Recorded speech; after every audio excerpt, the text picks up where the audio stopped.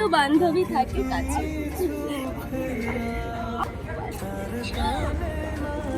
এটা হচ্ছে আমাদের বন্ধুত্বের। না তুমি কেন মাসি হবে, আমি মাসি হব। আমায় গিফট দিচ্ছে আমার বান্ধবী। Happy birthday. Thank you, thank you.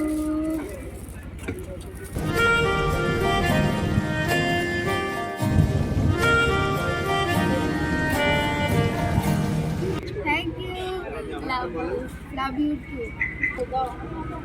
সব থেকে বেস্ট জিনিস যেটা তুমিও দাওনি, ওই যে দাঁড়িয়ে আছে সব। এটা তো দিতেই হয়, আসলে তো এটা দিতে হয় না। আচ্ছা, তুই এত বাজে কেন? তুই দিসনি কেন আমাকে? আমি তাহলে এটা পরে আসতাম।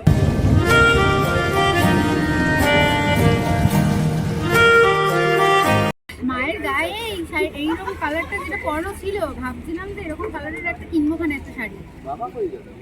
এরকম কালার, সেম কালার। অফ করবে না। আরো আছে, আবার কি আছে? আমি স্কুল লাইফে মানে লিখতাম, কিন্তু বেশ কিছুদিন হচ্ছে মানে স্কুলটাও ছাড়া হয়ে গেছে, যখন লেখাটা আমি বন্ধ করে দিয়েছি। কিন্তু যেহেতু ওর বার্থডে, বান্ধবীর বার্থডে, বান্ধবীর জন্য কিছু লিখবো না, তাই একটা কবিতা লিখেছি। আগে দেখা কবিতাটা হচ্ছে এরকম। চলো একটু পড়ে শোনাও। এটা হচ্ছে আমাদের বন্ধুত্বের রিলেটেড একটা কবিতা, আর তার সঙ্গে ওর জন্মদিনের শুভেচ্ছাও জানানো আছে। এটা হচ্ছে, মনে পড়ে তুই খুব মিষ্টি ছিলি প্রথম আলাপ হলো, সব কিছুই তোকে বলেছিলাম যখন বন্ধুত্ব শুরু হলো।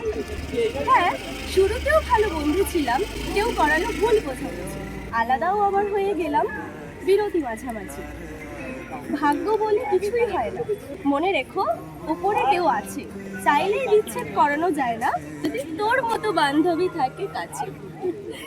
এখন তুই খুব কাছের আমার, সবসময় সুখে থাক, মুখের হাসিটা দেখিয়ে না, মন থেকে ভালো থাক। তোর স্বপ্ন পূরণের শুরুর পথে শুধু গাড়ি বাড়ি নয়, ফুটফুটে এক কন্যা হোক যে মাসি বলবে আমায়। আমি থাকবো, সবাই বলে যায়, আমি থাকতে চাই, আমার রেখে দিস, শুভ জন্মদিন জানাই, হ্যাপি বার্থডে।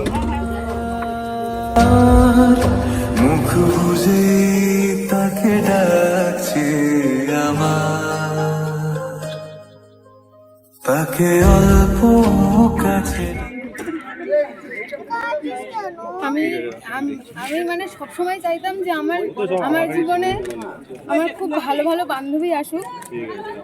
সত্যি আমি পেয়ে গেছি।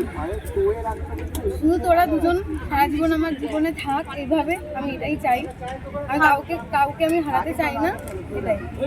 মানে কান্না কন্ট্রোল করতে পারিনি, ভেবেছিলাম কাঁদবো না, কিন্তু লেখাগুলো আমাকে কাঁদিয়ে ফেললো।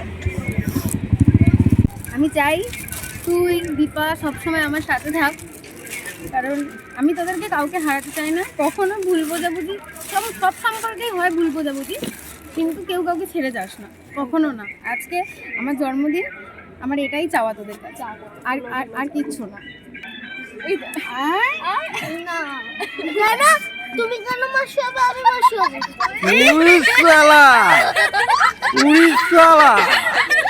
তুমি হচ্ছে মানে সত্যিকারের পুচকি মাসি হবে, আর ওরা হচ্ছে গিয়ে সত্যিকারের বড় মাসি হবে। ঠিক আছে, চলো বাড়ি যাওয়া যাক, গ্রামের প্রশ্ন।